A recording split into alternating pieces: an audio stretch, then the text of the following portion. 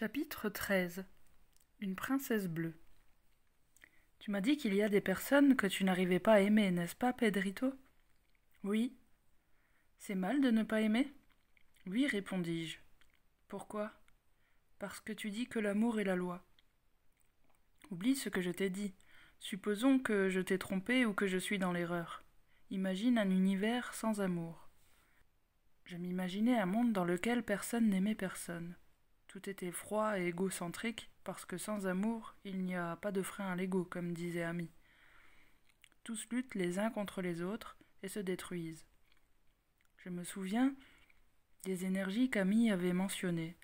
Celles-ci pouvaient produire un désastre cosmique. Je m'imaginais un ego blessé et suicidaire qui, par vengeance, pressait le bouton, faisant exploser les galaxies dans une réaction en chaîne.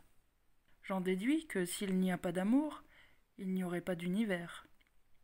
Pourrait-on dire alors que l'amour construit et le manque d'amour détruit? Je crois, oui, répondis-je. Finalement, c'est ça le résultat. Qui a créé l'univers?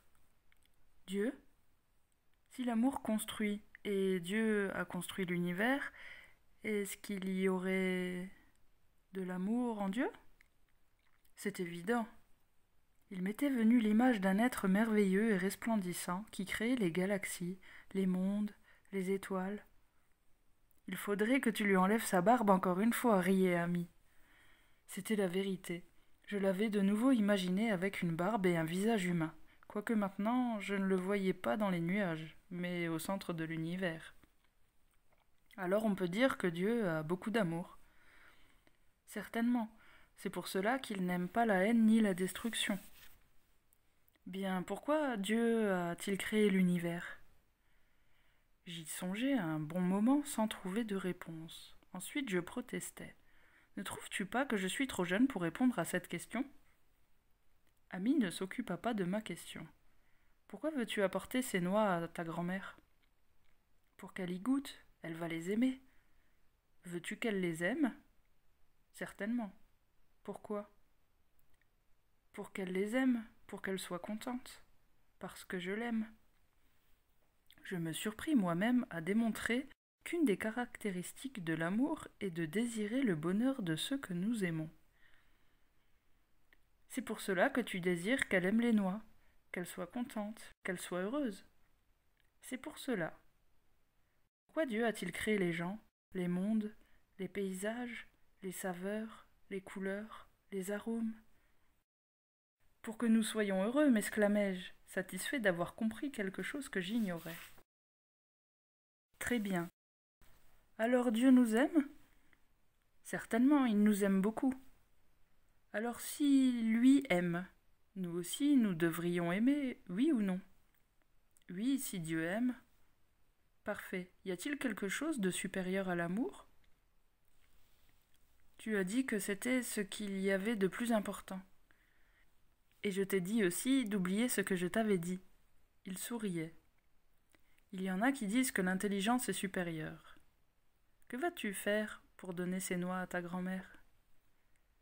Je vais trouver le moyen de lui faire une surprise. Et tu vas utiliser ton intelligence pour cela, n'est-ce pas? Bien sûr, je vais élaborer un plan. Alors ton intelligence sert à ton amour, ou est-ce le contraire? Je ne comprends pas. Quelle est l'origine de ton désir de rendre ta grand-mère heureuse? Ton amour ou ton intelligence? Ah, mon amour, tout naît de là. Tout naît de là. Tu as parfaitement raison. Alors, premièrement, tu aimes, et ensuite, tu utilises ton intelligence pour rendre ta grand-mère heureuse, n'est-ce pas? Tu as raison. Je mets mon intelligence au service de mon amour. Premièrement, il y a l'amour. Alors qu'y a-t-il au-dessus de l'amour? Rien. Rien. Il se tourna vers moi avec un regard lumineux. Et si nous démontrons que Dieu a beaucoup d'amour, qui est-il? Je ne sais pas. S'il y a quelque chose de plus grand que l'amour, Dieu doit être cette chose, n'est-ce pas? Je crois que oui. Et qu'est-ce qui est au-dessus de l'amour? Je ne sais pas. Qui avons-nous dit qui était au-dessus de l'amour? Nous avons dit qu'il n'y avait rien. Alors qui est Dieu? Ah, Dieu est amour. Tu l'as dit plusieurs fois, et la Bible le dit aussi, mais je pensais que Dieu était une personne qui avait beaucoup d'amour. Non, ce n'est pas une personne avec beaucoup d'amour. Dieu est l'amour même, ou l'amour est Dieu. Je t'ai dit que l'amour est une force, une vibration, une énergie dont les effets peuvent être mesurés avec les instruments appropriés, comme le sensomètre par exemple. Oui, je m'en souviens. La lumière aussi est une énergie ou une vibration. Oui, oui, ainsi que les rayons X, et les rayons infrarouges et ultraviolets, et aussi la pensée. Tout est vibration, c'est la même chose. Une pierre et une pensée, c'est la même chose, vibrant à des fréquences différentes. Quelle est cette chose? L'amour. Sérieusement? Sérieusement. Tout est amour, tout est Dieu. Alors Dieu a créé l'univers avec de l'amour pur? Dieu a créé est une manière de dire la vérité est que Dieu s'est transformé en univers, en pierre, en toi, en moi, en étoile et en nuage. Alors, je suis Dieu? Ami sourit avec tendresse et dit: Une goutte d'eau de la mer ne peut prétendre être la mer, bien qu'elle soit composée de la même substance. Tu es fait de la même substance que Dieu, tu es amour. L'évolution a pour but de nous faire reconnaître et récupérer notre véritable identité, l'amour. Alors je suis amour. Bien sûr, indique-le sur toi-même. Je ne te comprends pas, ami. Lorsque tu dis je, de quelle partie de ton corps parles-tu? Indique-moi où en disant je. Je pointais le centre de ma poitrine en disant je. Pourquoi n'as-tu pas désigné le bout de ton nez, par exemple, ou le front, ou la gorge? Cela m'amusa de m'imaginer indiquant un endroit autre que la poitrine. Je ne sais pas pourquoi j'ai pointé ici, dis-je en riant. Parce que c'est là que tu es réellement. Tu es amour, et ta demeure est dans ton cœur. Ta tête est une sorte de périscope. Comme dans un sous-marin, elle sert pour que toi, il pointe à ma poitrine, puisse percevoir l'extérieur. C'est un périscope avec un ordinateur à l'intérieur. Avec elle, ton cerveau entend et organise tes fonctions vitales. Tes extrémités te servent pour te déplacer et pour manipuler les objets. Mais tu es ici, et il toucha de nouveau un point au centre de ma poitrine. Tu es amour. Par conséquent, n'importe quel acte que tu réalises contre l'amour est un acte contre toi-même et contre Dieu, qui est amour. Par conséquent, la religion universelle consiste à ressentir et à se consacrer à l'amour. C'est cela ma religion, Pedrito. Maintenant tout devient clair pour moi. Merci beaucoup, ami. Les remerciements sont un des 12 fruits de l'arbre de vie. Pourquoi arbre de vie? Parce que la vie naît de l'amour. N'as-tu pas entendu l'expression faire l'amour? Certainement. Quels sont ces 12 fruits? Vérité, liberté, justice, savoir, beauté sont quelques-uns d'entre eux. Tente de découvrir les autres et essaye de les mettre en pratique. Ouf, ce n'est pas facile. Personne ne te demande la perfection, Pedrito. Ce n'est même pas demandé aux êtres solaires. Dieu seul est parfait, de l'amour pur. Mais nous sommes une étincelle de l'amour divin, et nous devons essayer de nous rapprocher de ce que nous sommes réellement. Nous devons tenter d'être nous-mêmes. C'est le prix de notre liberté. Il n'existe pas d'autre liberté. Une couleur rosée apparut dans le hublot. Nous sommes arrivés, regarde par le hu. L'intérieur du vaisseau fut baigné par la douce couleur rosée, ou plutôt lilas clair. Je me sentis rempli d'une sorte de révérence spirituelle.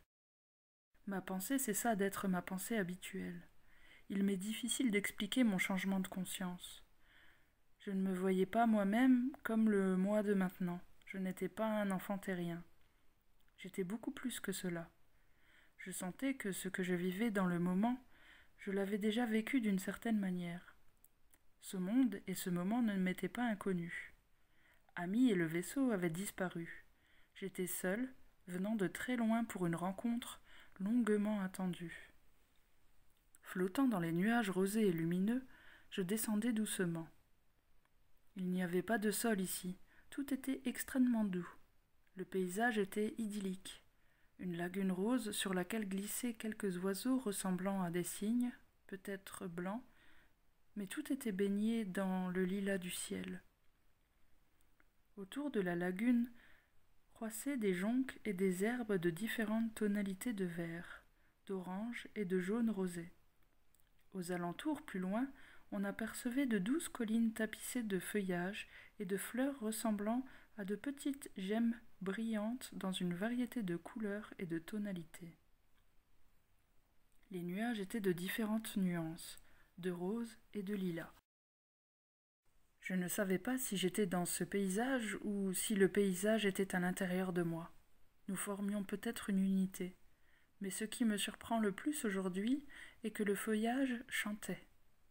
Les brins d'herbe et les fleurs se balançaient et le bruit de leur balancement ressemblait à des notes musicales. D'autres fleurs et d'autres feuillages le faisaient dans un sens différent et émettaient d'autres notes. Ces créatures étaient conscientes. Les joncs, les fleurs et l'herbe, tous chantaient et dansaient en se balançant doucement. Il en était de même dans les collines lointaines. Tout cela produisait un concert merveilleux, le plus beau que je n'ai jamais entendu. Tout était une harmonie consciente. Je passais en flottant au-dessus de la rive de la lagune. Un couple de cygnes accompagné de plusieurs petits me regardait derrière leur masque bleu avec beaucoup de politesse et de respect. Ils me saluèrent en s'inclinant à peine, mais avec une grande affection pour ces êtres. Les parents ordonnèrent à leurs petits de me saluer aussi. Je crois qu'ils le firent par un ordre mental ou un léger signe. Les petits obéirent en inclinant aussi leur cou, quoique moins gracieusement. Pour un moment, ils perdirent même leur équilibre. Ensuite, ils récupérèrent leur stabilité et continuèrent à avancer avec une certaine arrogance infantile qui provoqua chez moi de la tendresse. Je leur répondis avec affection en simulant un grand cérémonial. Je continuai ma course en flottant vers le point de rencontre. J'avais un rendez-vous fixé depuis l'éternité des temps. Je la trouverais là. Au loin apparut une sorte de pagode ou de pergola flottant près du rivage. Son toit était de style japonais. Elle était attachée à sa base par de minces roseaux entre lesquels montaient des liserons grimpants aux feuilles rosées et aux fleurs bleues qui tenaient lieu de mur. Sur le plancher de bois poli étaient disposés des coussins rayés de larges bandes de couleurs. Dans les coins étaient suspendus de petits ornements ressemblant à des encensoirs d'or ou de bronze ou encore des petites cages à grillons. Elle se trouvait là, sur les coussins, et je la sentais proche, immensément proche. Cependant, c'était la première fois que nous allions être réunis. Nous nous regardions dans les yeux, nous voulions prolonger les moments préliminaires, rien ne pressait. Nous avions déjà attendu tellement de millénaires. Je fis une révérence à laquelle elle répondit légèrement, puis j'entrai. Nous communiquions, mais sans parole, car cela aurait été trop commun, peu en harmonie avec ce monde et avec cette rencontre tellement désirée. Notre langage consistait en un rituel artistique composé de légers mouvements de bras, de mains ou de doigts, accompagnés de certains sentiments que nous projetions de façon vibratoire. Lorsque le langage parlé est insuffisant, l'amour demande d'autres formes de communication. C'était une belle femme aux traits orientaux et à la peau d'un bleu clair. Les cheveux étaient très noirs avec une raie au centre. Elle avait un grain de beauté au milieu du front.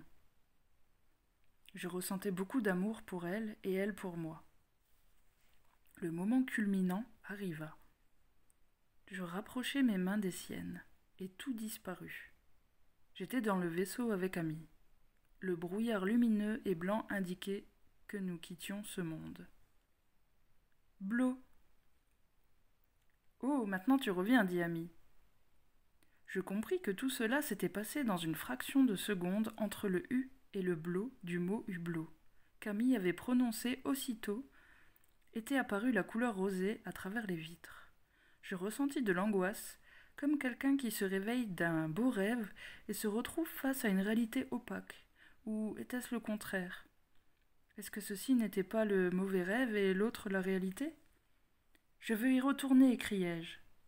Ami m'avait cruellement séparé d'elle. Il m'avait déchiré. Il ne pouvait me faire cela.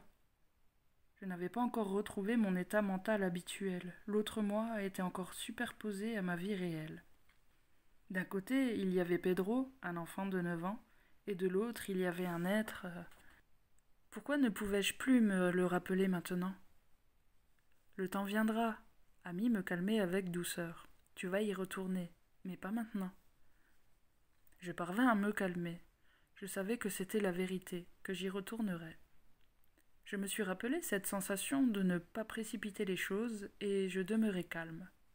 Petit à petit, je revins à mon état normal, mais je ne pourrais jamais plus être le même. J'avais maintenant vu une autre dimension de mon propre être. J'étais Pedro, mais seulement temporairement. D'un autre côté, j'étais plus que Pedro. Quel était ce monde?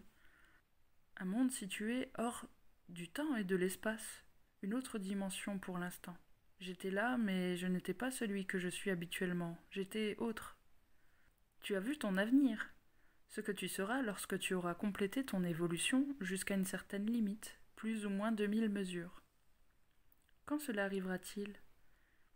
Il te faudra naître, mourir, naître plusieurs fois, plusieurs vies. Comment est-ce possible de voir l'avenir? Tout est écrit. Le roman de Dieu est déjà écrit.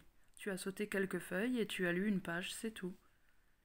C'était un petit stimulant nécessaire pour que tu renonces à l'idée que tout se termine avec une mort de plus, et pour que tu l'écrives et que les autres le sachent.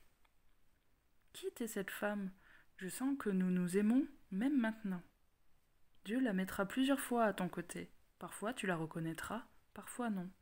Cela dépend du cerveau de ta poitrine. Chaque âme a un complément unique, une moitié. Elle avait la peau bleue. Et toi aussi, seulement tu ne t'es pas regardé dans un miroir. Ami recommençait à se moquer de moi. Est-ce qu'elle est bleue maintenant? Je regardais mes mains inquiets. Bien sûr que non. Elle non plus maintenant. Où est-elle en ce moment? Dans ton monde. Emmène-moi près d'elle, je veux la voir. Et comment vas-tu la reconnaître? Elle avait un visage de japonaise. Quoique je ne me rappelle pas ses traits, elle avait un grain de beauté sur le front. Je t'ai dit qu'elle n'est plus comme cela maintenant. Dans le moment, elle est une enfant ordinaire. Tu la connais? Sais-tu qui elle est? Ne te presse pas, Pedrito. Souviens-toi que la patience est la science de la paix intérieure. Tu ne voudrais pas ouvrir un cadeau surprise avant le temps. La vie te guidera. Dieu est derrière chaque événement. Comment vais-je la reconnaître? Pas avec le mental, ni par l'analyse, ni avec les préjugés, seulement avec ton cœur, avec amour. Mais comment? Observe-toi toujours, spécialement lorsque tu rencontres quelqu'un. Cependant, ne confonds pas l'intérieur avec l'extérieur. Nous avons peu de temps devant nous. Ta grand-mère va bientôt se réveiller et nous devons retourner.